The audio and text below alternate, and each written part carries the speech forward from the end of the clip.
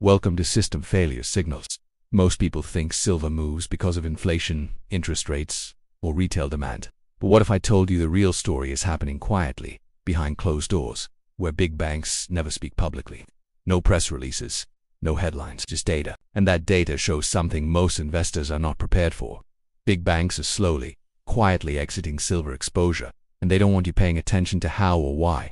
Because when institutions move in silence, it's usually not a trade, it's a warning. And today, we're going to walk through the numbers they can't hide. Before we go deeper, if you want clear signals instead of noise, and if you care about understanding markets before they break, take 1 second to like this video and subscribe to the channel. System Failure Signals exists to track what the system whispers before it screams. That one click helps the channel grow and make sure you don't miss what's coming next. Now, let's set the stage, because this isn't about a sudden crash or a dramatic headline. It's about slow withdrawals, reduced balance sheet exposure, and risk behavior that doesn't match public commentary. When big banks believe in an asset, they expand derivatives, increase market-making activity, and absorb volatility. When they don't, they do the opposite. They shrink quietly, offload risk, and let others hold the bag. Start with the futures market. Over the last several years, commercial bank net positions in silver have steadily declined. This isn't one bank, it's a group behavior.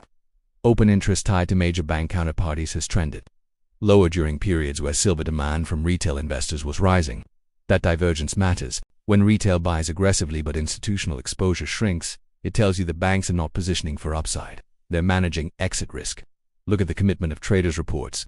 The commercial category, which includes bullion banks, has reduced long exposure during key price consolidations. These are moments when, historically, institutions would accumulate if they believed price expansion was coming. Instead, they stayed defensive. Less leverage, less directional conviction, more hedging. That's not bullish behavior.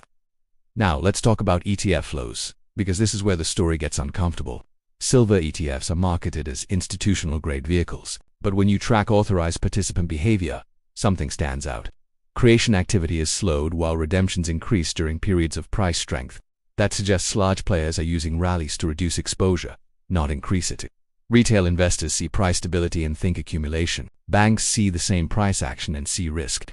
At the same time, physical inventories at major vaults show stress. Registered silver levels have declined while eligible silver rises, signaling reluctance to commit metal for delivery. Banks are market makers, not metal hoarders. When delivery risk increases, they step back. They don't want physical exposure when supply chains tighten. That's not speculation. That's risk control. Here's where Silver Street narratives and metals and markets data intersect. Publicly, the system tells you silver is abundant, liquid, and well supplied. Quietly, banks are reducing exposure to the very mechanisms that guarantee liquidity. Less futures risk, less physical commitment, less balance sheet involvement.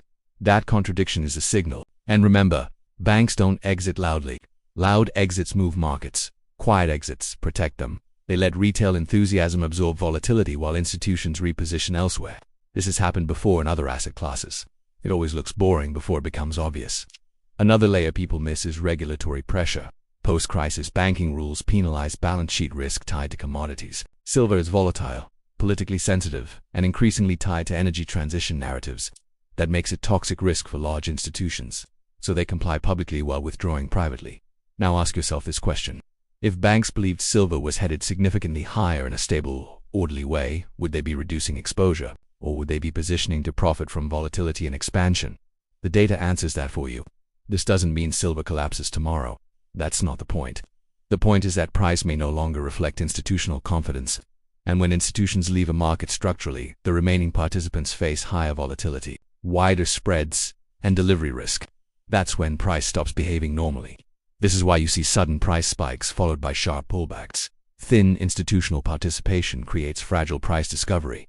Every move feels exaggerated. That's not manipulation. That's absence. Here's the uncomfortable truth. Banks are not betting on silver as a growth asset. They're treating it as a liability. Something to hedge, not hold. Something to reduce, not expand. And that behavior tells you silver is no longer just a metal trade. It's a stress indicator. System Failure Signals focuses on these moments where price looks calm but structure is breaking underneath. Silver isn't sending a bullish signal or a bearish signal. It's sending a systemic one. When trust and liquidity weakens, when delivery risk rises, and when institutions quietly step back, the asset stops being about returns and starts being about protection. Retail investors often ask, If banks are exiting, why is price still holding? Because exits happen over time. And because banks don't dump into weakness, they let optimism do the work. They let narratives carry price while exposure shrinks quietly in the background. And this is why you don't see headlines saying banks abandon silver. You see silence. Silence is the tell. Now here's the critical takeaway. When big banks reduce exposure, they are not predicting price direction. They are avoiding system risk. That means silver's future price behavior may be less stable, less predictable, and more reactive to shocks. That's when sudden moves happen. Not trends, shocks. If you're watching silver purely as a trade, you're missing the signal. If you're watching it as a warning light, you're ahead of the crowd. Near the end here, I want to hear from you. Do you think banks are quietly stepping away because they expect a breakdown, or because silver is becoming unmanageable inside the system? Drop your view in the comments.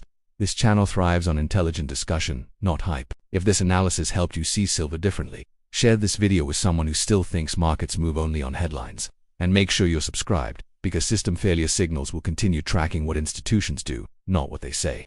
Because by the time the system admits there's a problem, it's already too late. Take care of yourself out there. I'll see you in the next video, where we keep reading the system failure signals the rest of the world chooses to ignore.